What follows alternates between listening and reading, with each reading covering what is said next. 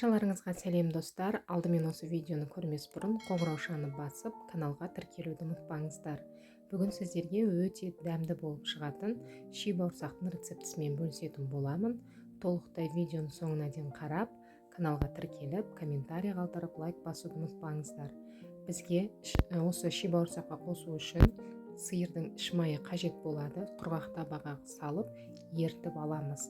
Одан кейін ұн, жылы су, шығарылған іш май, тұз, қант және де ас содасы қажет болады. Електен өткізілген ұнымыздың үстіне қантымызды саламыз. Одан кейін тұзымызды қосамыз. Ас содамызды саламыз. Және де жаңағы ертілген іш майымызды құямыз. Одан кейін жылы суымызды құйып, жақсылап қолымыздың көмегімен қамыр илейміз. Қамыр бізде қолға жабыспайтын, сондай эластичный қамыр болып шығады. Міндетті түрде жасап көріңіздер осы рецептпен, өте дәмді болып шығады. Қамырды кейін 2-3 қайтара иін қандырып тындыратын боламыз. Одан кейін тынған қамырды алып салафанға салып, тағы да 10-15 минутқа тоңазытқышқа салып қоямыз.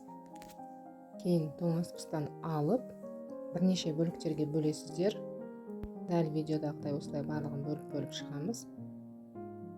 Кейін осылардан жғут жасаймыз. Осылайынан илеп отырып, қамырды тындырамыз. Барлығын осылай жасап алып, салафанға салып, тағы да 5-10 минутқа қоямыз. Одан кейін тағы да алып, осылай жұқалап жасаймыз. Тым қатты жұқа қылдырып жібермейміз. Барлығын орташа көлемде жасап шығасыздар.